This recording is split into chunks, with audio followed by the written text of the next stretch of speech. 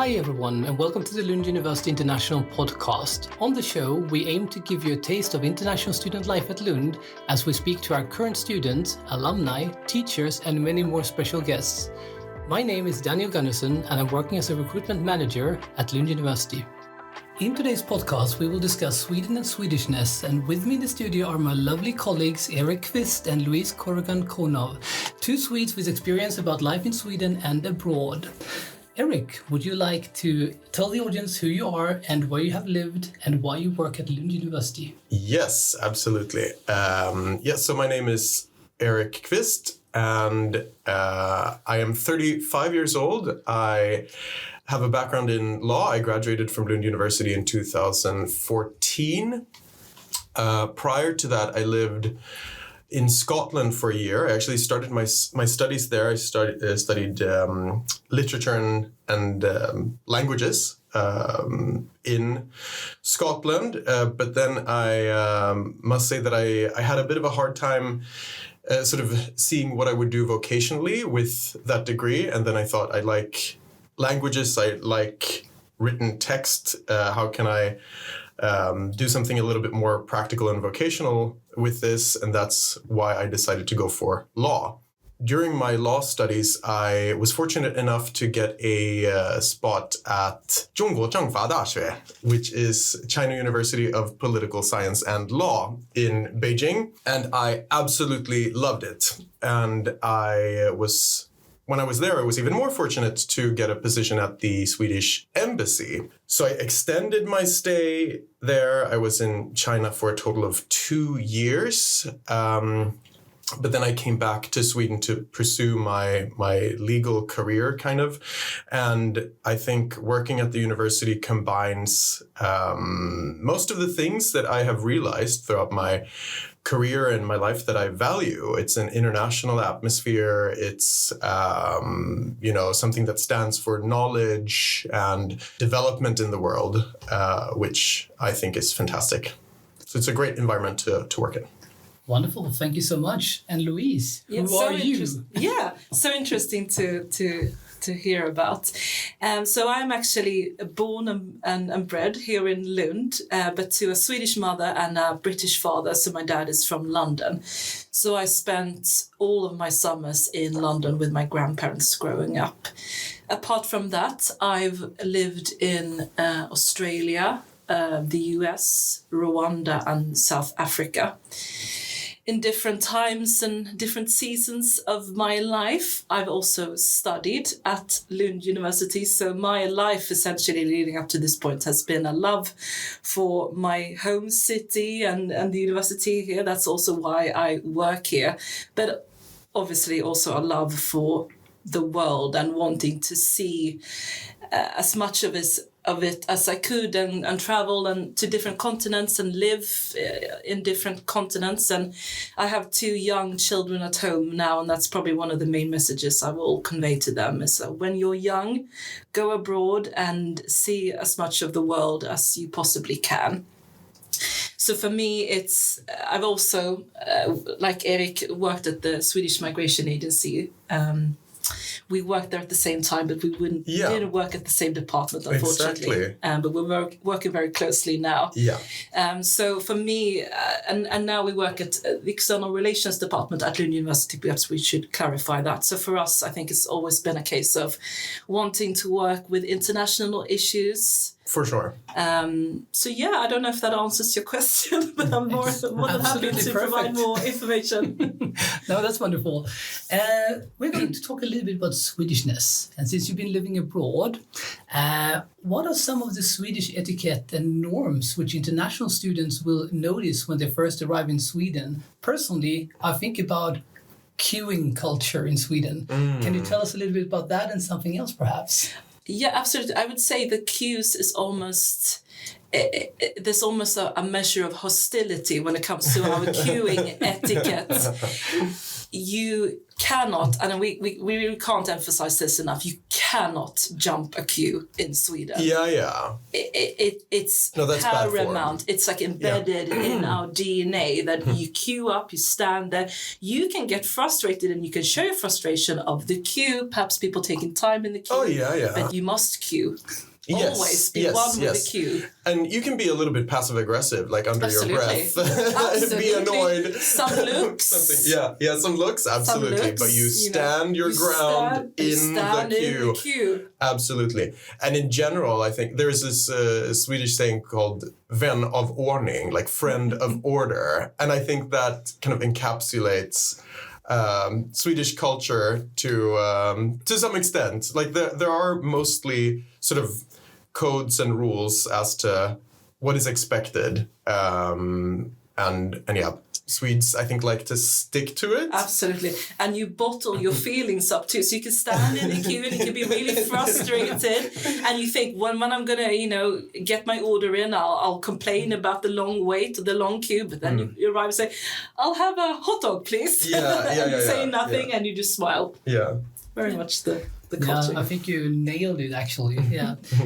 Another thing we have in Sweden is called jantelagen, which sounds really weird for international students. But what is jantelagen? Because it kind of defines us in a way.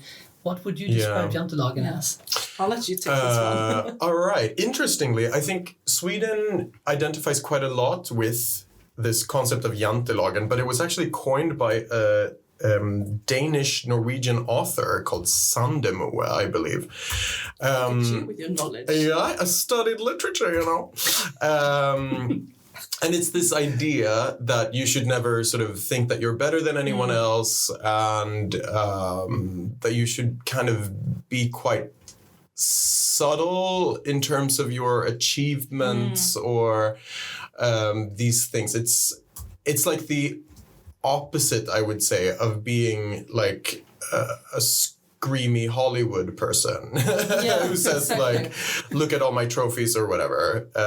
It's about sort of downplaying success. Maybe success is the wrong word, but I don't know. Don't think that you're more special than anyone else. I think with Swedes, jantelagen is often used as a negative term to say, especially you hear that with people who've left Sweden. They'll talk about jantelagen and say, oh, I can never live in Sweden. But there is actually something quite beautiful with that. I remember very clearly when I'd first graduated from university and I'd first received a job as a caseworker at the Swedish Migration Agency, and everything was new. Working life was new for me.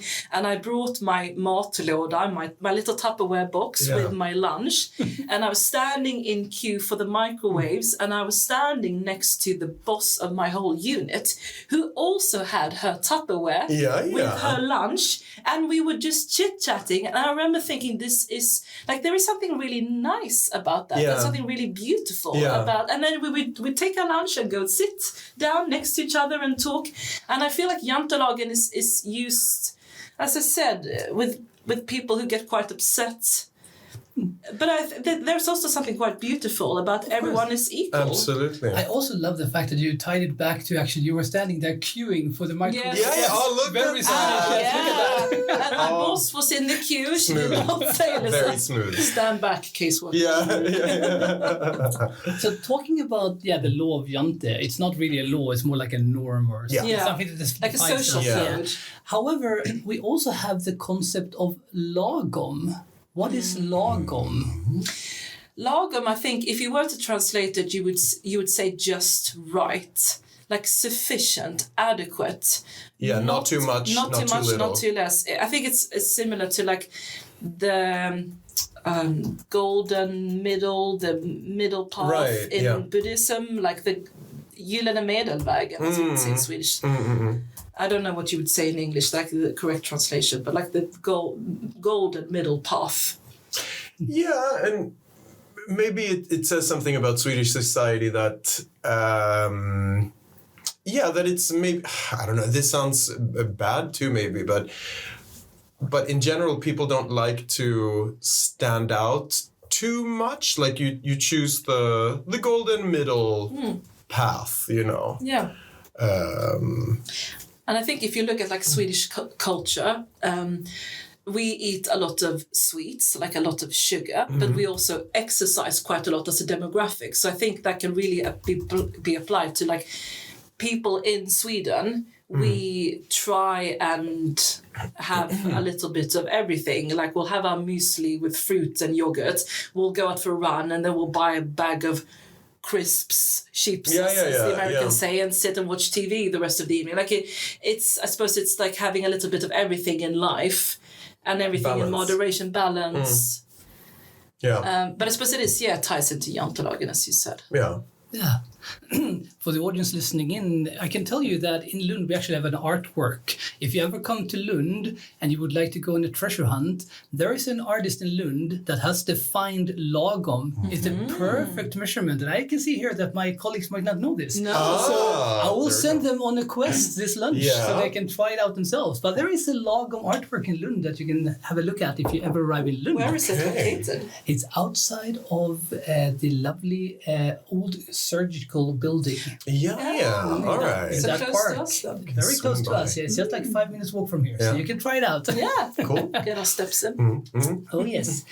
So usually we have a lot of international people listening in, especially international students, and quite a few of them, they obviously speak and study an English language. But talking about Sweden and Swedish, how important is Swedish for internationals coming to Sweden to study? And also if they would like to stay and work in Sweden, would you say that Swedish is necessary or will they be fine with English? I would say Swedish is necessary. Actually, I mean, sure, you can get around with English, but there are just so many big parts of the culture that you miss out on.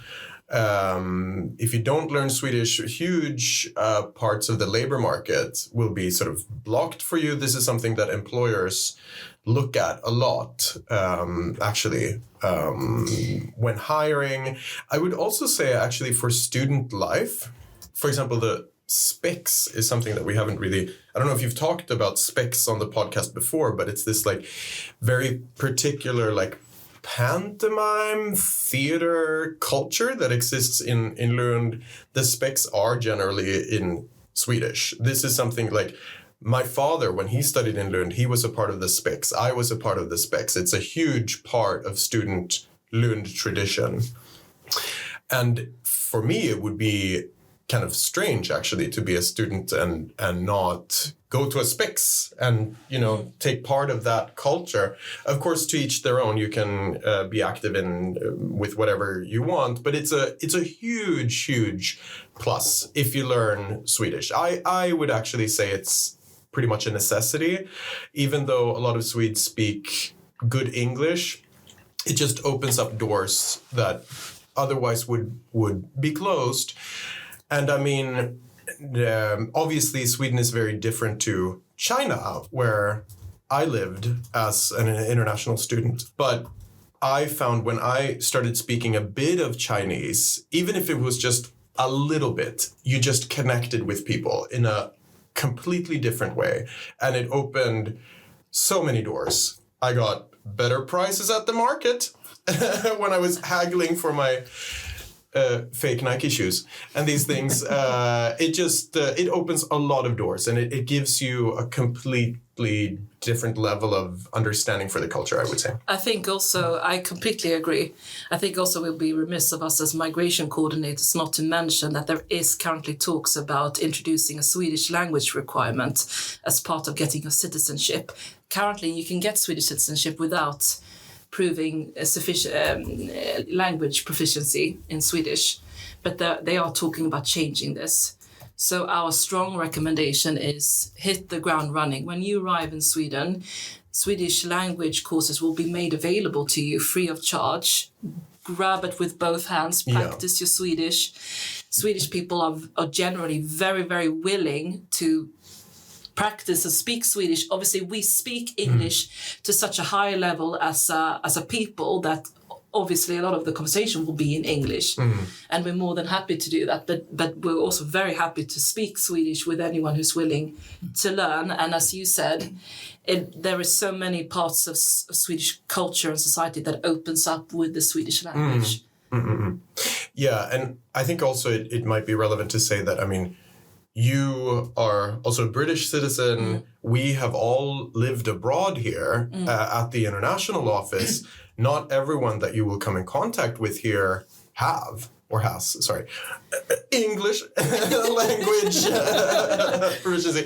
Exactly, absolutely. Yeah. So 100%. maybe don't sort of expect this level of English from everyone you meet in Sweden. Very good point, because you could get almost a bit duped also by Lund as a city. Yeah. Because it's such an international city. But if you just, get on the train and go anywhere to a smaller town or village, obviously they'll know English, but maybe not to the same level. My dad, he's been in Sweden for 30 years. He's not a Swedish citizen, but he speaks Swedish fluently, but he prefers English. So we speak English with him, but he knows Swedish and he can navigate Swedish society with it if he has to. Thank you. I mean, Kvist mentioned that obviously you can study in English language. Nothing would be a problem for you. You will be able to study in English. But if you would like to learn more about the Swedish culture and completely, engulf yourself in the Swedish culture, yes, Swedish will be a must for you. And it will help you if you would like to have a job in Sweden, because let's face it, if you're going to have a Swedish employer, you might want to be able to speak a little bit Swedish during the Swedish fika, which will be our next topic, guys. Good segue. Thank you, guys. So, what is the fika culture in Sweden? The fika culture. This is something that we hold very dear. Yeah. Fika is something that typically happens several times a day in a workplace. It typically involves a hot beverage, usually coffee or tea. Swedes drink, I think, the second after Finland. Coffee. Yeah. We are the second biggest consumer of coffee. Which is fantastic, because obviously we can grow coffee, right? Yes. No. We literally found coffee and said yes. Yes, we like yes. that. Yeah. So you have a hot beverage, coffee usually, or tea. I think maybe a hot chocolate would be if you're feeling frisky. But if you're feeling frisky or a little bit juvenile, actually. But you need that energy boost. But then you combine it with a little pastry, maybe. Yeah, kanelbulle, and then you sit down for a chat, and that's Absolutely. a fika. And this is something that is really, common. I would say that all Swedish workplaces has this thing that, like, a break for fika is included in your work schedule generally. It could also be that you meet up on a date over fika. Yes. For example. It's something that you have with your friends. So coffee culture is very, very big in Sweden. There is a reason why we essentially don't have Starbucks, because they tried to establish them here and we said, we hate you, our cafes are much better, which they are. That wasn't so jante of me. But yeah. Still true, though. I said it, yeah. So... Starbucks didn't hold a candle to our dating fika culture that you touched on is really interesting. For all of you who are looking for love, fika is the way to do it in Sweden. You go for fika. It's a short meetup, an hour, 2 hours maybe, if you're really vibing. Exactly, yeah. And then you go your separate ways. Fika is probably much more common to meet a date for fika than dinner in Sweden, I would say. Yes, absolutely. It's quite intense to ask somebody for dinner, I would say. So you don't do that for No, you don't really do that. You go for fika. Exactly. Fika, maybe a beer. Maybe a bit, Depends on if you like them or not. So for more romance tips, that will be hit up another your podcast. migration coordinators at External Relations. Yeah, another podcast. You can submit your questions. So how do you distinguish from a normal fika and a date? Like, when will you recognize that? Like that's a really good question. Yeah, your fika partner is not interested in the cinnamon buns, but something else. Yeah. How do you distinguish that? That's a really good question. Well, I mean, I would say like a normal fika is generally with like someone that you know quite well.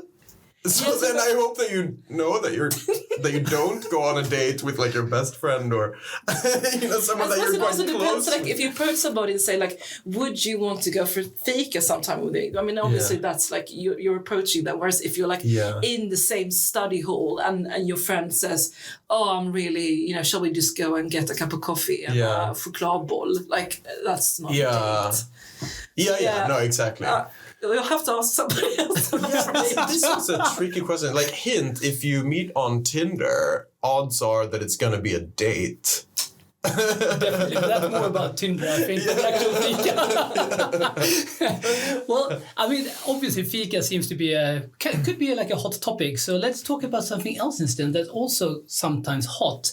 What about the distinct seasons we have in Sweden with like fairly moderate summers and cold winters? How would you describe that? And do you think that defines the Swedish culture as well?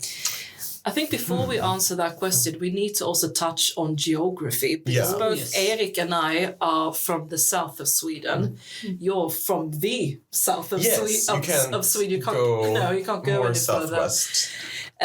So for us, I would say if you spoke to somebody from the north of Sweden, they would probably have a different answer, and they would probably like rule out our winters and say like they're basically just an extension of the autumn. Yeah, exactly. So the seasons, they look so different depending on where you are in Sweden that that's a tough question to answer. I mean, obviously we are a Nordic country. The winters are unfortunately quite dark.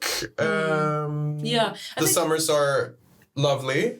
Yeah, I think it's light. Bright. Yeah. I think it's light. That's probably the biggest determinant. I mean, in the summer, we will have light. Basically, you'll go to bed at 10 p.m. and it will be light, and you'll get up. Well, obviously, it will be light at like 5 a.m. Louise, that was such a 30s answer. Our students won't go to bed at 10 p.m. They'll be at the Nations until 2 a.m. Yes. Will it be light at 2 a.m. in the summer? No, it will be dark. But it will get dark maybe it's midnight. Like it will be light very, very long. Yeah. Soon to be come light again when they get out of the Nations. Exactly. Like maybe it's in the summer, maybe it's dark, like properly dark between 11 and like 3, like it's only 4 hours, basically. Exactly, and then the birds start. But for all my answers, please refer to the fact that I have a 1-year-old and a 3-year-old. So you'll have to take it with a pinch of salt when you go to bed at 10 p.m. Yeah, my God. But then in the autumn it starts raining, I would say, and it gets dark. But then we put up all the lights, Christmas lights in November, December, and then we have a bit of snow every year, more or less. Yeah. Yeah, it's rare for it to not snow here. Exactly. Yes. But it's I think a more rain. I don't want to sound too depressing, but more rain than snow probably in the south of Sweden. Important if we're going to be honest. Yeah. Absolutely. But then we should also say, this doesn't really have to do so much with like climate or weather as much as it has to do with culture. But we have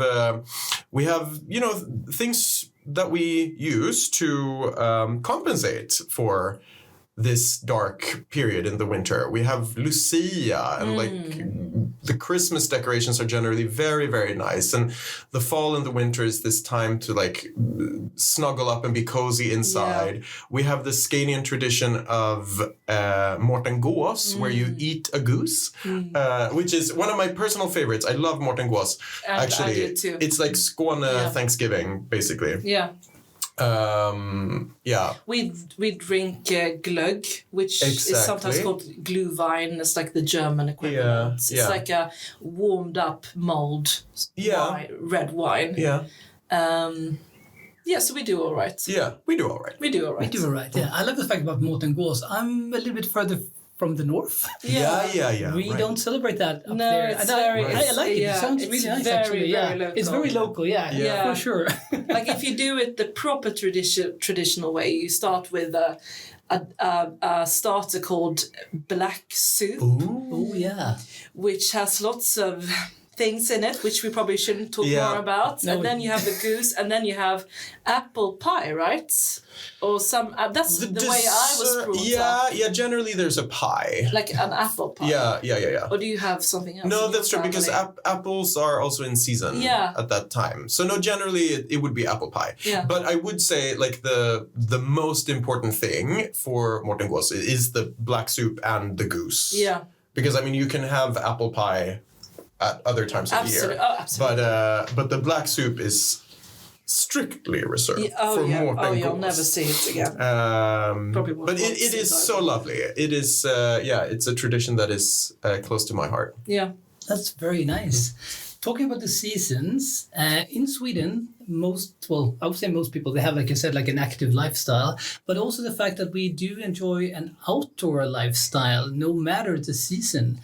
Can you tell us a little bit about that? And maybe if you have any other like activities you do yourself that's outdoors? Well, I can start because my family is actually a member of something called Friluftsfrämjandet. Oh, yes. And I don't know how to translate that, like the... Oh, that's the difficult one. Open Air Association, or like Society for Being Outside. Something like that, Be nice to the environment. Yeah, exactly. So basically, and it's so lovely because, as I said, I have a 3-year-old at home. So he's currently in a group of other 3-year-olds. They meet out in the forest, and obviously they have a parent there, because otherwise that would be a lot of child neglect. And we barbecue and we learn about the forest, and then essentially the whole thing is that you progress throughout your age for as long as you want. So you can be an adult, you can be a child, you can be a teenager, whatever. And it's just about being outdoors and rejoicing in the outdoors. And you can go up to the north of Sweden, you can go skiing, you can go hiking, you can go swimming in the lakes or the sea. And this is just one association. There are many more. But I would say that even if you aren't a part of these associations, which I think the majority aren't, a part of Swedish culture is being outside as much as Absolutely. you can. You grew up by the sea. Yes, for sure. And you talked about skiing. I am a very avid skier. I love to go skiing and generally did that every year with my family. We're quite big on winter sports here, I would say. So there's cross-country skiing. There is... what's it called, like slalom, downhill skiing? Yeah, I think it's called slalom. You're right. Okay, slalom skiing. Also skating, obviously. There's a ton of things. Ice skating. There's a ton of things that you can do. I think this ties in also with our relationship to nature in general. We have quite a lot of natural reserves that are legally protected from, any sort of urban development or whatever. So Sweden has stunning scenery, I must say. Yeah. And if you just go a little bit up north, it is like unbelievable. Yeah. My family has a timeshare apartment in Austria, so I partly grew up skiing and hiking in Austria, but the vistas and the sceneries in terms of hiking up north, particularly the high coast, is just incredible. Yeah. The high coast is, I think it's also a UNESCO World Heritage Site that we can mention. And it's also just so diverse. I mean, obviously we're biased because we're Swedes from Sweden, we love our country. But I think objectively you can get anything you require basically in Sweden. You have the hills, you have the plains, you have the forests, you have the lakes, you have the coasts, sandy beaches, rocky beaches, archipelagos on both coasts. Yeah, Skåne is very flat, obviously, so I get the feeling that biking, cycling has become quite big. Yeah. Maybe the past decade or so. There's a ton of activities. Yeah. For sure. I like the fact that you mentioned like the national parks, because I actually grew up in an area that became a national park. When I was little, I didn't really understand. Wow. I mean, obviously it was nice, and I love fishing. It's an outdoor activity that I actually try to do as much as I can. Yeah. And we were fishing in this national park, and you still can, but it was only now when I'm a grown up and I've been traveling a bit that I realized just how beautiful this park and this area is. It's amazing. And talking about being out in the nature, since Erik, you are the legal counselor here today, you have studied law. Yeah. What is allemansrätten? Yes, this is a very interesting legal concept. It's not sort of inscribed in any sort of formal document or anything like that. It's like a custom that dates back. It's so old that it has become like customary law to us, and it's a custom, it's a law, if you will, that stipulates that you have the right to roam freely throughout the country, and you can basically like set up a tent, you can camp pretty much anywhere, you can even build a fire. The general rule is that you should sort of leave the area that you've used the way that you found it. So it should be like minimally invasive, but this is something that people use quite a lot. It's wonderful to not have to, bother so much about like designated, camping areas or whatever, even though those exist as well. But that you can basically go out into like any field and put up a tent or the forest or whatever. You can actually, without getting too technical about this, you can even actually enter private property and like, but yeah, there are some rules as to how close proximity. Exactly. Like you can't camp in somebody's garden, for instance. Right, there are some certain rules as to like how far away you need to be from someone's door, essentially. And you can't pick their crops, for instance. And you can't destroy crops either by setting up a tent. But you can actually forage for mushrooms and stuff in the forest. That's perfectly fine. Yeah. Which is lovely. Yeah.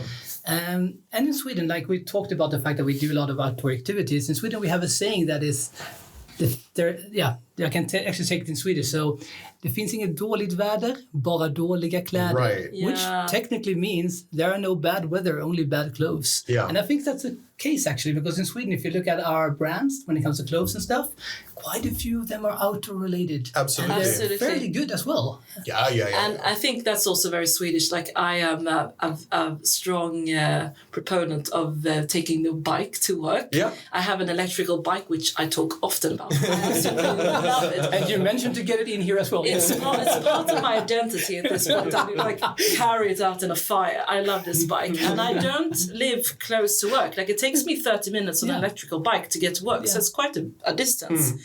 And obviously, I have to pack rain gear and whatnot because I try and bike whatever weather. So I think that's part, and I'm not special in any way. So I think that's part of Swedish culture in many ways, that you just you're outdoors for a lot of it. Yeah, I like it a lot actually. And I like the fact that you have an electric bike. I also know that quite a few of our colleagues have electric bikes, especially before we could see that because they had to carry their batteries inside. Before they changed the laws, and now they have to be carried somewhere else and stored somewhere where it can't light on fire and stuff. But I would like to say thank you to both of you for joining us today, talking about Swedish culture. I liked it a lot myself. I learned a lot about Mårten Gås, for instance, which I am not that... I would say I'm interested now, but before I thought like the black soup was kind of an interesting concept. And I think that it is. If our audience Google black soup, they will probably not visit Sweden. So please don't. Don't Google it before you come. You can try it once you're here. Okay? But with that being said, thank you for listening in to today's podcast. Thank you, Erik and Louise, for joining us. Thank you. Hope to meet our audience in Lund in the future. And take care, guys. Tack så mycket. Hej då. Hej. Thank you so much for listening to this episode of the Lund University International Podcast. If you're interested in learning more about Lund University, you can go to our website, lunduniversity.lu.se. You can also follow us on social media, on Instagram, Facebook, and X. And you can chat with our current students on Unibody. Don't forget to subscribe, and we look forward to bringing you a new episode very soon.